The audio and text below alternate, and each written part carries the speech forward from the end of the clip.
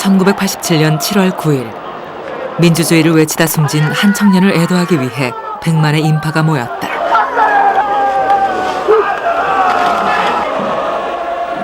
(87년은) 30년 가까이 지속된 군사 독재를 시민의 힘으로 무너뜨리고 한국의 민주화를 이루게 된 혁명의 해였다. 6월 민주항쟁의 기폭제가 되어준 21살 청년. 그의 장래 행렬은 한국 현대사의 분수령, 민주주의의 시작을 여는 일대 의식이었다. That I think was the turning point in the democratic revolution in Korea. 우리 다 같이 애국가를 앞세워시다!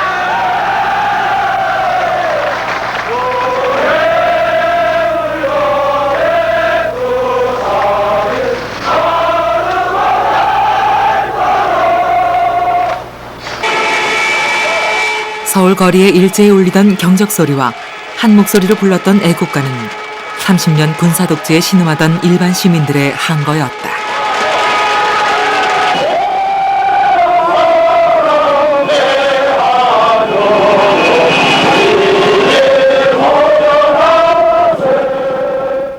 それだけ民主主義のために粘り強く闘争している国民はもちろんアジアには他にはないと。 It was not just something given to you, but something the Koreans fought for, very many Koreans, and there were many victims because of it. 인간의 존엄을 되찾으려는 끊임없는 희생과 투쟁의 과정, 결국 얻어낸 승리의 역사. 그것이 한국 민주주의, 한국의 역사다.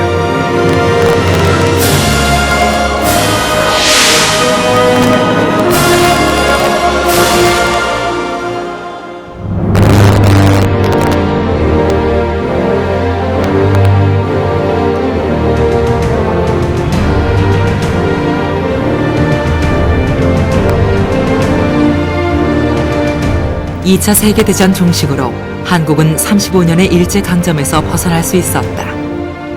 그러나 해방과 동시에 한국은 남과 북 두 지역으로 나뉘어졌다. 그리고 한국전쟁. 동족 간의 전쟁은 민족에게 커다란 고통을 안겨주었다. 전쟁 후 이어진 남북의 대치 상황은 50여 년이 지난 지금까지 계속되고 있다.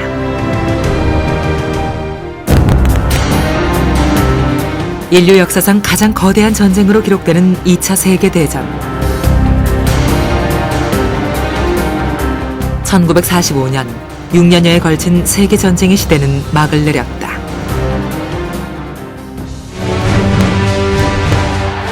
군국주의 독일과 일본이 패전에 무릎을 꿇을 때 한국인들은 식민지에서 해방되어 거리로 뛰쳐나왔다.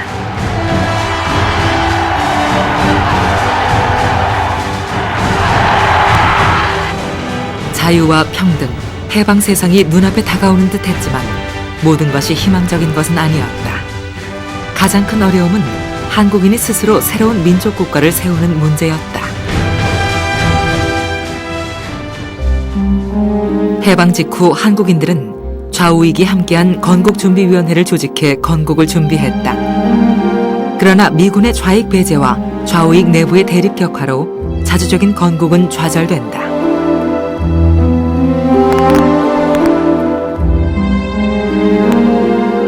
미국과 소련은 일본군 무장해제란 명목 아래 남과 북에 진주한다.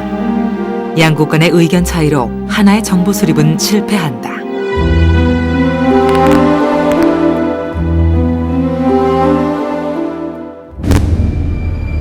이에 한국은 해방과 분단이 동시에 이루어지는 비극을 맞이하게 된다.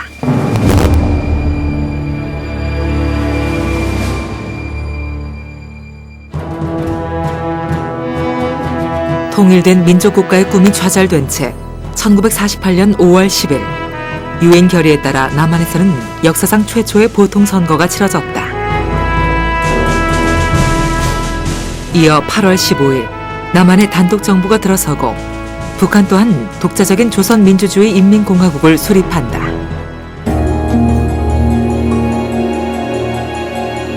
해방 직후 한국의 운명에 가장 큰 영향을 미친 것은 미국과 소련이었다.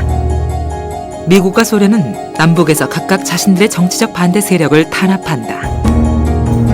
결국 이러한 한반도에 격화된 냉전 체제는 커다란 비극을 불러온다.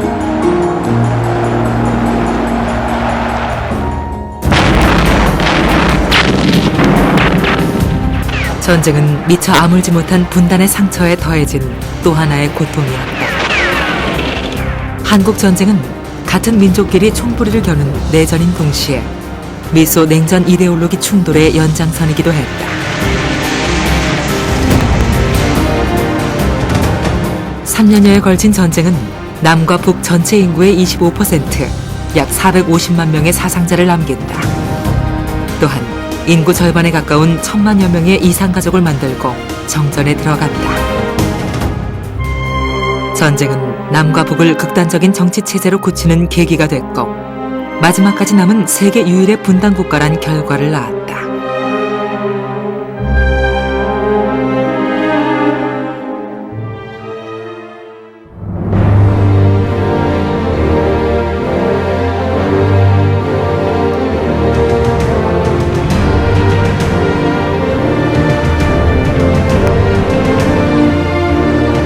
폐허와 절대 빈곤에서 벗어나는 것이 무엇보다 시급했다. 그러나 이승만 독재 정권은 이를 외면했다. 무력을 동원한 개헌 강행과 온갖 부정한 선거 방법을 동원해 영구 집권을 시도했다. 이러한 정권을 끌어내린 첫 사건이 바로 4.19 혁명이다. 4.19 혁명은 아래로부터의 민주주의, 그 첫 승리였다.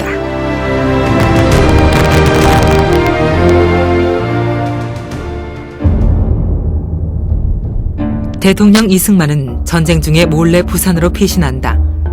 이에 국회에서 재선이 어려워지자 무력을 동원해 대통령 직선제 개헌안을 통과시킨다. 이승만은 여기서 멈추지 않고 대통령 연임을 계속할 수 있게 하는 개헌을 또 한 번 강행한다. 제4대 대통령 선거에서 그 부정한 방법은 극에 달한다. 공무원과 경찰 동원, 그리고 3인조, 5인조 투표, 유권자보다 득표수가 많아 투표함을 불태우는 등 상상을 초월한 부정선거로 이승만은 대통령 연임에 성공한다.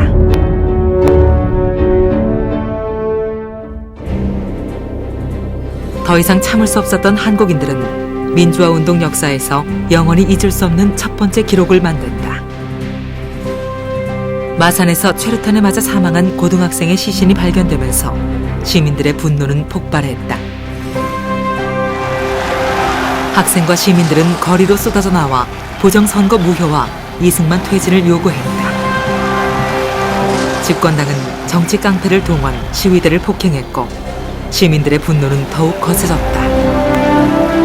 초등학생까지 참가한 시위대는 10만 명 이상으로 늘어났고 경찰의 무차별 발포로 180여 명이 사망한다.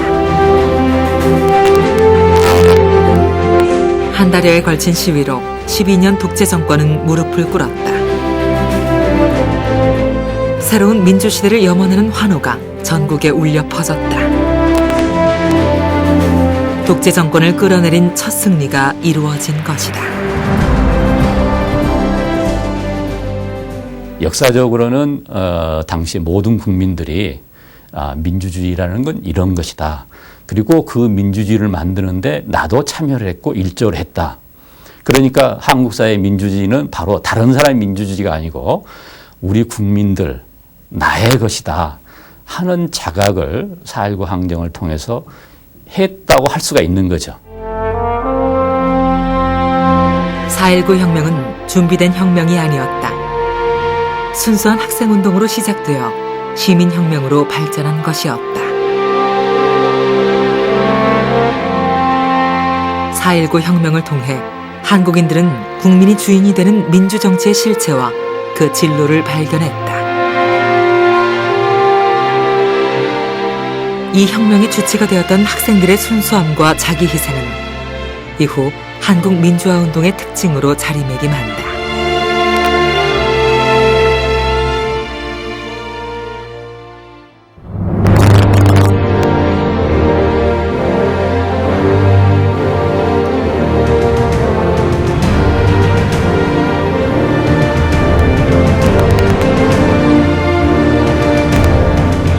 첫 민주혁명의 기쁨도 잠시, 사회 혼란을 빌미로 한 무리의 군인들이 총과 탱크를 앞세우고 나라를 점령한다.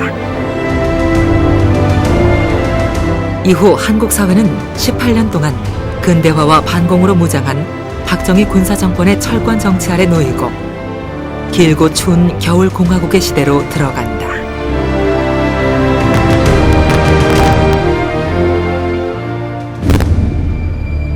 (4.19) 혁명의 성과로 제2공화국이 출범한다. 그러나 새로운 정부는 (4.19) 혁명의 요구인 발포 책임자와 부정축제자 처벌에 미온적이었다. 새 정부는 민주주의에 대한 시민들의 요구를 제대로 수용하지 못했으며 강력한 힘을 지닌 군부는 정치를 위협했다. 1961년 5월 16일 새벽, 총과 탱크를 앞세운 3,500여 명의 군사 쿠데타 세력이 서울을 점령한다. 혁명 공약 1.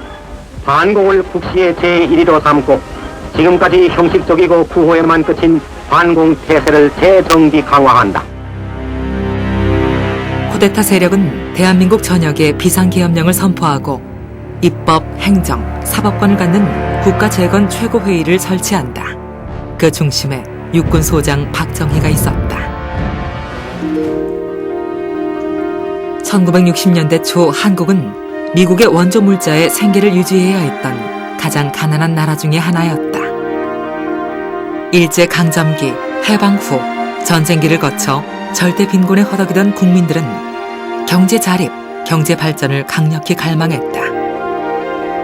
이런 시기에 군사 쿠데타로 집권한 박정희는 집권의 정당성을 위해 한국 근대화와 경제성장 제1주의를 표방했다. 당시 농촌의 문맹 퇴치 노력은 교육열이 어느 나라보다 높은 한국인들에게 강한 자극제가 되었다.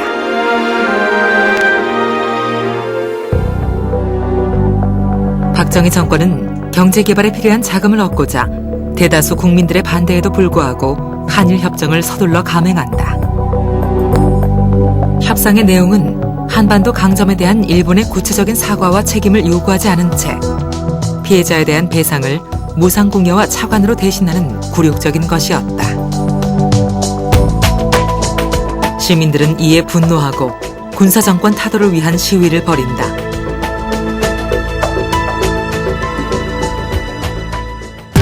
국민들의 거센 저항에도 불구하고 박정희 정권은 이에 비상계엄령을 선포하고 한일협정 체결을 감행한다. 일본의 진정한 사과와 피해자에 대한 배상은 이 협정으로 인해 현재까지도 해결되지 않고 있다.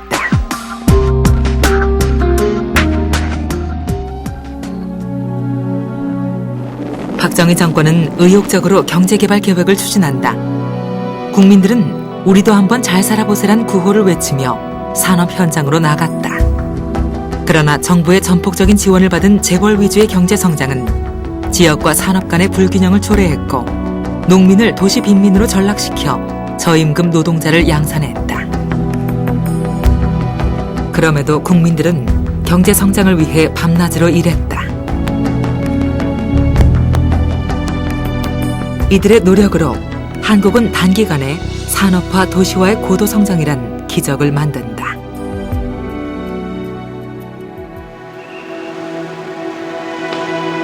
(1960년대) 어린 노동자들이 돈을 벌기 위해 몰려들었던 서울 청계천 평화시장. 당시 22살, 그들의 목소리를 대변해 자신의 몸을 불살랐던 한 청년이 있었다.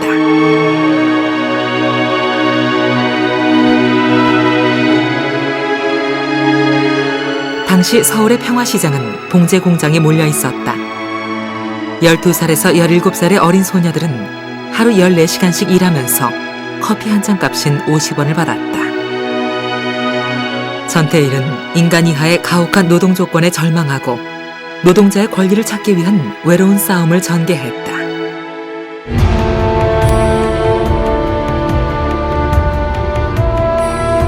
전태일의 분신은 저임금 노동과 노동 탄압을 통해 성장한 재벌 중심 경제의 모순을 극명하게 보여준 사건이었다.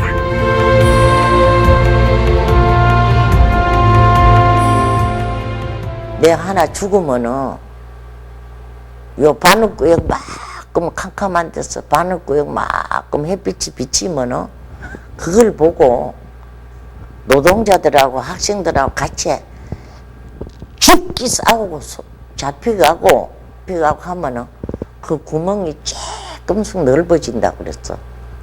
아무것도 안 보이는 데서 시킨 대로 하고 그 사람들이 그 구멍을 보면 자기를 볼 수 있는 것이 비친다는 거야. 노동자들이 자신의 위치를 바로 볼 수 있어야 노동자의 권리를 찾을 수 있다는 전태일. 그의 분신은 한국의 노동운동에 커다란 빛을 뚫었고 노동 문제를 민주화 운동과 더불어 한국의 사회운동으로 끌어들이는 계기가 됐다.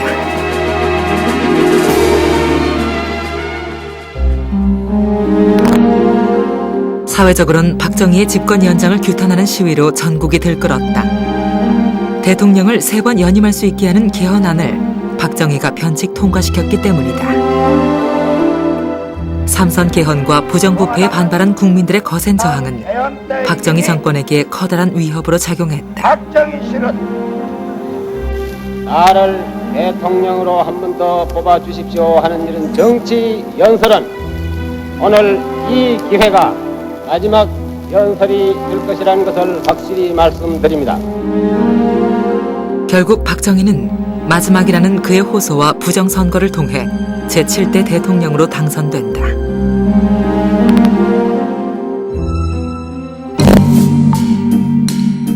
(1970년대에) 들어서자 민주화의 요구들은 더욱 거세지고 있었다. 71년 7월엔 판사들이 집단 사표를 내는 사법부 파동이 있었고 정치적으로도 도전을 받아 여당 내부에서도 균열이 일어나기 시작했다.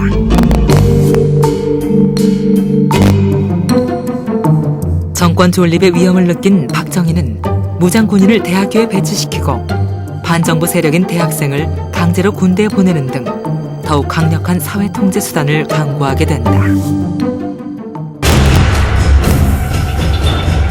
결국 박정희는 자신의 영구집권 보장을 위한 유신헌법을 만든다. 유신헌법은 삼권 분립, 경쟁적 선거제도라는 민주주의의 기본 원칙을 전면 부정하며 대통령 한 사람에게 모든 권력을 집중시킨 법률이었다. 박정희는 전국에 비상계엄령을 선포하고 이 법률의 논의를 금지시킨 가운데 유신헌법을 확정한다. 박정희 씨는 그때 당시 유정예라고 하는 이와 같은 마술 방망이를 통해 갖고 언제든지 헌법을 고칠 수도 있고 무슨 법이든 마음대로 통과시킬 수 있고 국회를 갖다가 사실상 말하자면은 박정희 씨 개인의 권력 도구로 전락시켜 버린 거죠. 1972년 12월 23일 단독 출마한 박정희는 유신헌법으로 조직한 통일주체 국민회의에서 단 하나의 반대표도 없이 제8대 대통령에 당선된다. 정해진 임기는 있지만 연임 제한이 없는 유일무이의 대통령이 된 것이다. 민주주의의 기본 원리는 철저히 무시됐고 저항의 근거를 말살하기 위한 통제와 탄압이 이어졌다. 박정희 정권은 반공 이데올로기와 강력한 국가주의로 독재 체제를 합리화했다. 유신 반대 운동을 차단하기 위해 대학 내에 무장군인을 투입하는 것도 서슴지 않았다. 또한 퇴폐 향락 행위 금지란 명목하에 장발과 통기타로 상징되던 저항의 청년 문화를 금지시킨다. 여자들의 치마 길이를 제한하고 문제의식을 담은 노래를 금지하는 등 국민들의 모든 일상생활까지 억압하고 통제했다. 사회를 통제하다 보면 정치적인 반대파들만 통제해서 되는 게 아니고 맨 밑바닥에 있는 사람부터 시작해서 상층부 사람까지를 다 통제해야 되고 그리고 거기에는 사람들이 생각하는 것, 생활 습관, 의식까지도 통제를 해야 완전 무결한 1인 독재 체제가 이루어지는 것입니다. 억압이 심해질수록 저항도 거세져 갔다. 전 국민이 결집해 대대적인 유신 반대 운동을 이끌어갔다. 사태가 심각해지자 발표한 것이 바로 긴급 조치였다. 대통령 긴급조치 제1호 1. 대한민국 헌법을 부정, 반대, 왜곡 또는 비방하는 일제의 행위를 금한다. 말 한마디, 글 한 줄로도 구속될 수 있는 시대였다. 유신 헌법에 반대하는 지식인들은 헌법보다 상위에 있었던 긴급조치로 처벌됐다. 박정희 정권이 끝날 때까지 9번의 긴급조치로 인해 2200여 명의 학생, 시민들이 구속됐다. 또한 유신 정권은 반유신 세력을 철저히 봉쇄하기 위해 간첩 사건을 조작했다.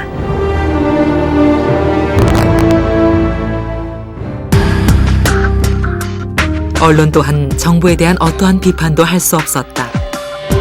동아일보 기자들의 자유언론 실천 선언이 있자 박정희 정권은 광고주들을 압박, 사상 초유의 광고 중단 사태가 일어났다. 광고가 끊긴 빈 지면은 전국에서 밀려든 독자들의 격려로 채워졌다. 결국 130여 명의 기자가 강제 해고된다.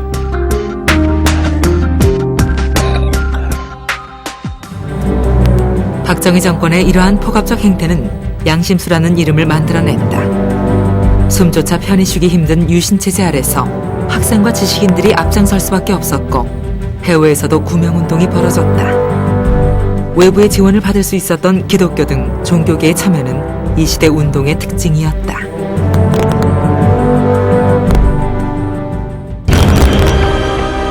국가 전복 기도로 조작된 이른바 인혁당 사건은 국가 권력에 의한 사법살인이었다. 사형이 확정된 지 하루도 안 돼 인혁당 관계자 8명은 형장의 이슬로 사라졌다. 당시 국제법학자협회에서는 이날을 사법사상 암흑의 날로 선포했다. 이들의 억울한 죽음은 32년이 흐른 2007년이 되어서야 대법원 재심을 통해 무죄임이 밝혀졌다. 1979년 8월 11일 제1야당 당사에서는 폐업 철회를 요구하는 YH 노동자들이 농성을 하고 있었다. 경찰은 야당 당사에 진입해 이들을 무력으로 강제 연행한다. 이 과정에서 야당 총재인 김영삼과 의원들이 폭행을 당한다. 박정희는 사건 직후 강도 높게 정권을 비판하던 김영삼을 국회에서 제명시킨다. 그러나 이 사건은 박정희 정권 붕괴의 결정적 도화선이 된다. 1979년 10월 16일 한강의 11번째 다리가 개통되던 날 한국 제2의 도시 부산에서는 박정희 독재에 항의하는 대규모 반정부 시위가 벌어진다. 이튿날 시위는 부산 시민들의 대규모 합세로 시민 항쟁의 양상을 띄어간다. 박정희가 유신을 기념하던 시간에도 시위는 더욱 거세져 이튿날 부산 전 지역에 비상계엄이 선포된다. 4.19 혁명 이후 최대 규모의 반독재 투쟁이었다. 항쟁은 마산으로 번져갔고 이들의 투쟁은 계속돼 유신체제의 종말을 앞당긴 계기가 됐다. 부마 민주항쟁으로 박정희 정권의 내부는 분열되기 시작한다. 10월 26일 오전 박정희는 여느 때와 같이 산업시체를 나왔고 그것이 그의 마지막 공식 행사였다. 그날 저녁 박정희는 시위 강경 진압에 반대하던 중앙정보부장 김재규에 의해 피살된다. 집권 18년, 유신 7년 만의 일이었다. 철옹성 같던 절대 권력은 그렇게 허무하게 막을 내렸다.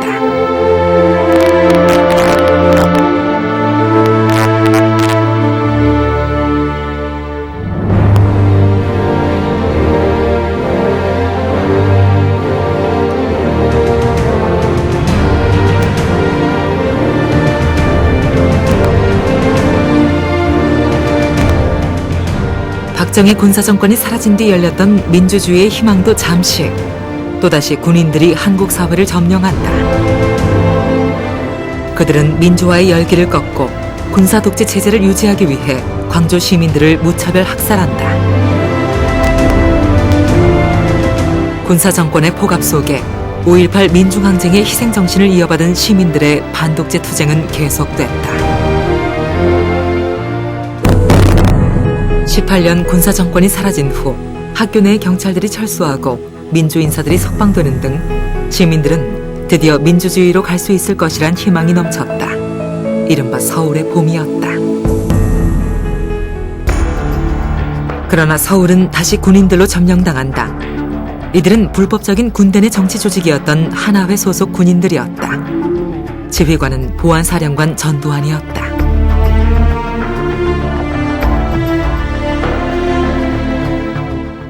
많은 사람들은 민주화가 이루어질 거라고 이제 기대를 했습니다. 서울의 봄식에 많은 사람들은 한편으로 이제 그걸 기대를 했고, 다른 한편으로는 주로 이제 박정의 덕계 체제 속에서 수혜를 받은 기득권 계층, 그다음에 박정의 어떤 세력의 이제 후계 세력들, 이런 세력들은 거기에 반대를 했었습니다. 공개적으로 얘기를 못했습니다. 1980년 5월 17일 신군부는 18일 0시를 기해 전국의 비상계엄령을 확대하고 민주인사들을 연행한다. 비상계엄 하에도 광주 시민들은 여전히 걸기하고 있었다. 권력 장악의 기회를 노리고 있던 신군부는 민주화 열기를 꺾기 위해 광주를 희생양으로 삼았다. 항쟁 3일째. 계엄군이 시민들을 무차별적으로 무력 진압하자 200여 대의 차량 시위가 더해져 시내 곳곳에는 자발적인 시위대가 형성된다. 광주 시위대는 20만 명으로 확대된다. 5월 21일 오후 1시, 계엄군은 일제히 사격을 가한다. 죽어간 사람들은 여느 때와 같이 집을 나서던 평범한 시민들이었다.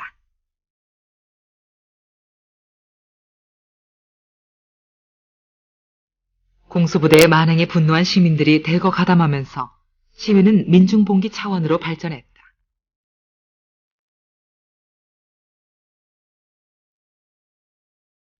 마침내 시민군은 광주 시민들을 살리기 위해 무장하기 시작했다.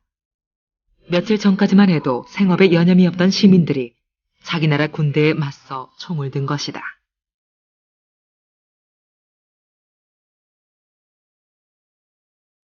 공수부대의 집단 사격에도 광주 시내는 시민들로 가득 찼다. 수백 명 사상자들을 낸 4일간의 처절한 공방전 끝에 마침내 계엄군은 시내에서 철수한다. 광주에는 모처럼 만에 평화가 찾아온 듯했다. I was impressed with the people there and the spirit that there was in the city when it was surrounded by the military and cut off from the rest of the world. The people were very hospitable. They were very disciplined. There was no unnecessary violence or anything. They went about their daily lives as best they could, and they seemed determined to further their cause. 시민들이 도청을 접수하고 광주는 해방된 도시가 됐다. 이 기간 동안 광주 시민들은 깨어있는 민중의 힘, 진정한 시민 자치의 힘을 보여주었다. 시민들은 일상생활로 돌아갔고 시민군은 치안과 질서를 유지했다. 생필품 사재기나 약탈도 없었다. 식량도 함께 나눠 먹었다. 그것이 성숙한 민주시민의 모습, 해방 광주의 모습이었다.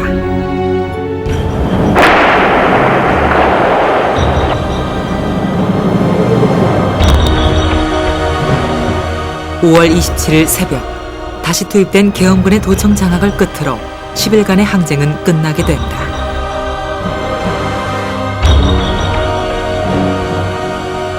(5.18) 민중항쟁 과정에서 200여 명의 시민이 목숨을 잃었고 3,500여 명이 부상 및 피해를 입었다.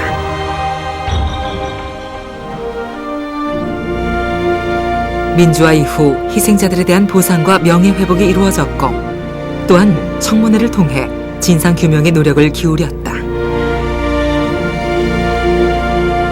그러나 발포 책임자 처벌과 진상규명은 당시 군사정권의 사건 은폐로 인해 여전히 미완의 과제로 남아있다. 광주 시민들의 뜨거웠던 항쟁은 80년 이후 한국 민주주의를 이끌어온 출발점이었다. 이들의 의로운 항거는 민주화 운동의 밑거름으로 다시 부활하기 시작한다.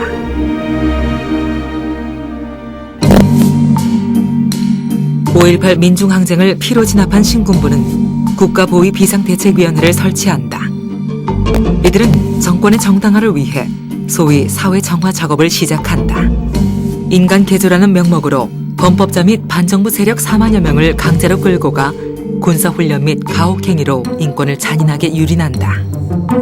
강도 높은 탄압으로 사회를 제압한 전두환은 유신헌법에 의해 대통령에 취임한다. 새로운 군사정권이 들어서자마자 한 일은 언론 탄압이었다. 건전 언론 풍토 조성의 명목으로 언론 통폐합을 단행, 전국 44개의 신문, 방송사를 통폐합했다. 국민의 반발을 무마시키려는 시도도 있었다. 신군부는 37년 동안 시행했던 통행금지를 해제시켰다. 또한 대규모 축제를 개최하고 각 지역을 기반으로 한 프로스포츠를 도입했다. 국민의 관심은 잠시 정치에서 멀어지는 듯했다. 그러나 학생들과 민주인사들은 광주학살을 방조한 미국과 전두환 정권에 분노의 목소리를 높였다. 이에 전두환 정권은 구속과 고문으로 강경 대응한다. 1986년 들어 군사 독재 정권을 무너뜨릴 수 있는 방법으로 대통령 직선제로의 개헌 요구가 집중됐다. 학생과 야당은 반독재 투쟁과 더불어 대통령 직선제로 개헌하는 천만 개헌 서명 운동을 벌이게 된다.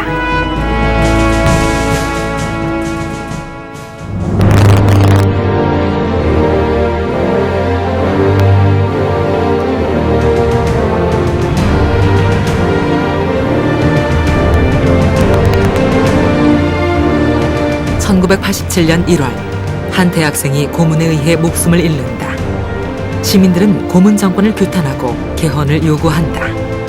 그러나 전두환은 직선제 개헌을 거부하고 현행 헌법을 고수한다는 성명을 발표한다. 호원철폐 시위 도중에 또 한 명의 대학생이 최루탄에 맞아 쓰러진다. 두 대학생의 죽음은 6월 민주항쟁을 촉발시키는 도화선 역할을 했다. 민주주의의 열망으로 전국이 들끓었다. 1987년 6월 10일 정오, 6월 민주항쟁의 구심이었던 민주헌법쟁취국민운동본부는 이날을 40년 독재정치 청산의 날로 선언한다. 같은 시각 여당인 민주정의당은 차기 대통령 후보 선출을 위한 전당대회를 하고 있었다.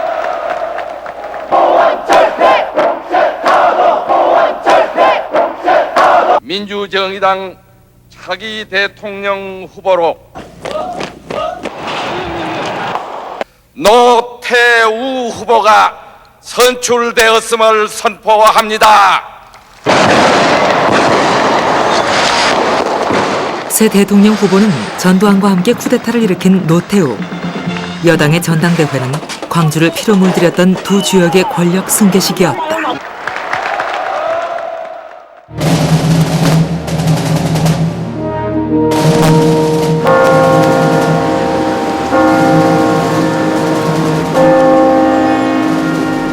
오후 6시, 국민운동본부 지침에 따라 서울 시내에 종소리가 울려 퍼졌다. 민주주의의 새날을 열기 위한 출정의 소리였다. 종소리가 울리자 시민들은 박수로 화답했다.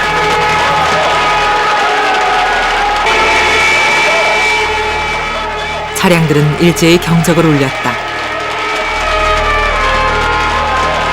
차 안의 승객들은 손수건을 흔들어 민주화를 향한 마음을 전했다. 모두 다 같은 마음이었다.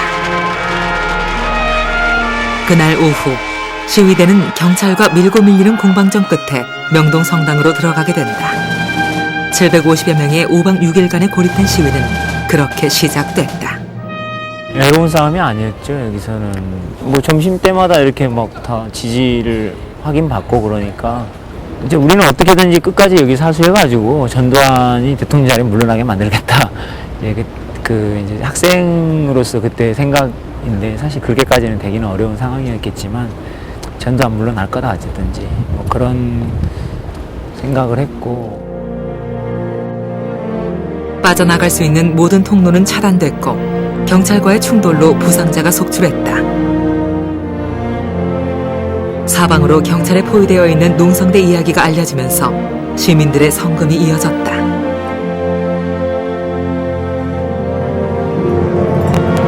여기저기서 구호 물품도 들어왔다. 특히 여고생들의 도시락이 많은 힘이 됐다.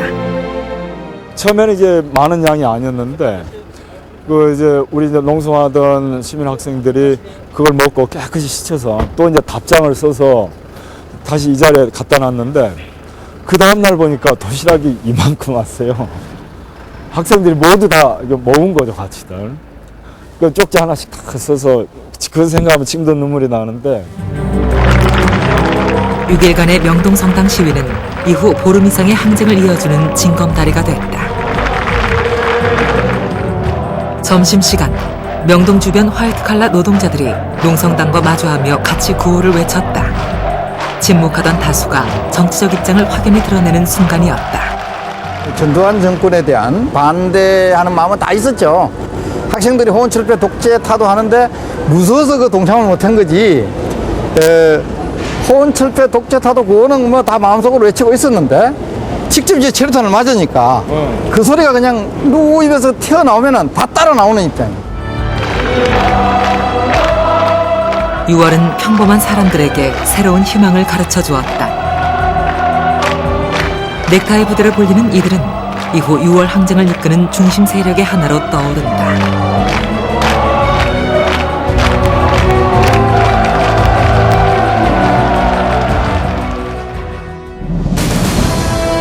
(6월 26일) 전국 34개 도시에 6만여 명의 경찰이 배치된 가운데 국민운동본부는 민주헌법 쟁취 국민평화 대행진을 감행한다.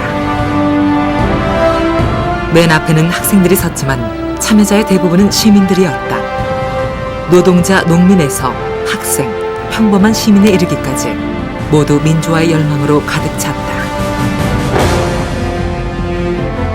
더 이상 시위를 진압하기에는 역부족이었다. 온 국민들이 적극 동참하면서 전국 시위 규모는 이미 60대 회의 3배인 100만여 명을 넘어서고 있었다. All the workers joined together with the students, and we realized at that moment this was no longer student movement, but this was mass citizen democratic struggle. 건설하기 위해서 항쟁 19일째 전두환 정권의 특별 담화가 있었다.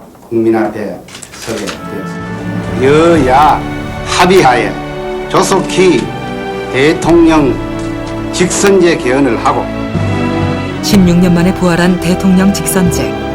이것은 민주주의 체제로 전환할 수 있는 기회임을 의미했다. 6월 민주항쟁은 그동안 흘렸던 피와 땀의 결과이자 민주주의의 승리였다. 4.19 민주혁명은 아쉽습니다만 미완의 혁명이었죠. 이 미완의 혁명이 27년이 지난 87년에 와서 완결된 측면이 있습니다. 이런 의미에서 87년은 우리 청년학생 시민들이 중심이 되어서 박정희 유신 독재와 전두환 군부 독재를 타파하기 위해서 무려 27년 동안 노력한 그 결실이라고 우리가 칭송할 수 있습니다. 6월 민주항쟁은 해방 이후 처음으로 민주대연합을 이룬 시민혁명이었다.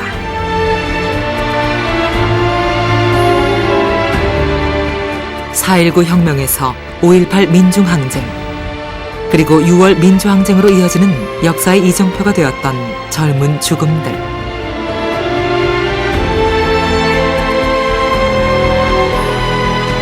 뜨겁게 동참했던 민주 시민들. 그들의 순수한 정신은 한국 민주주의 새날을 열어갈 고귀한 견인차였다.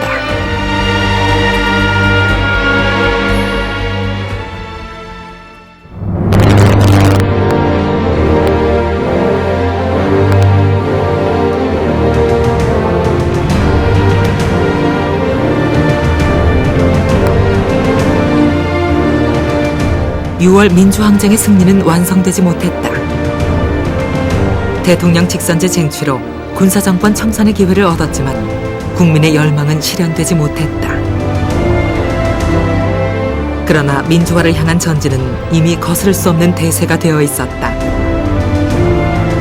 6월 민주항쟁으로 민주화를 이뤄낸 자신감은 한반도 평화와 통일운동으로 이어졌다.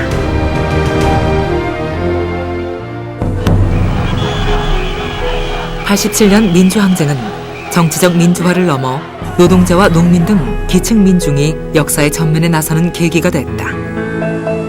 노동자들은 87년 7월부터 3개월간의 대투쟁을 통해 억압되었던 노동권 회복에 나섰으며 농민운동도 활발하게 전개됐다. 87년 겨울 16년 만에 대통령 직선제 선거가 치러진다. 그러나 야당 정치 지도자인 김영삼과 김대중은 후보 단일화에 실패했고 결국 군부 독재의 완전한 청산은 이루지 못했다. 그러나 이후 한국의 민주주의는 한 걸음씩 나아가 평화적 정권 교체를 이룬다.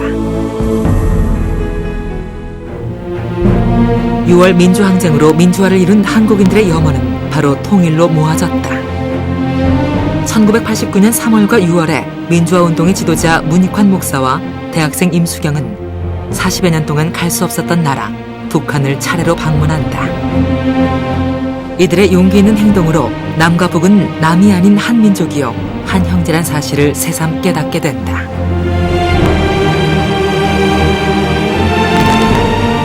(1996년 8월) 한국 민주화 운동사에 작은 이정표가 찍힌다. 법정에 나란히 들어온 두 전직 대통령, 광주 학살, 살인 정권의 두 주역 전두환과 노태우는 결국 광주항쟁이 일어난 지 16년 만에 내란 및 내란 목적 혐의로 역사의 심판을 받는다. 2000년 6월 드디어 60여 년 만에 남과 북 두 정상이 만났다. 이들의 만남으로 이제 남과 북은 대립과 반목에서 화해와 협력으로 남과 북이 같이 발전해야 된다는 전환의 틀을 마련하게 된다.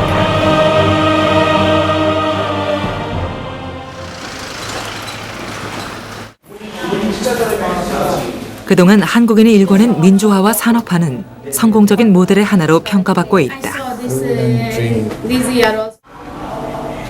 특히 자국의 민주화를 갈망하는 동아시아 활동가들에게 있어 한국은 그들의 모범이 되고 있다. We have our own democratization struggle. It's ongoing, but keeping it at a high level and sustaining it with the same stamina and vigor as the actual uprisings is one thing, and I want to learn it.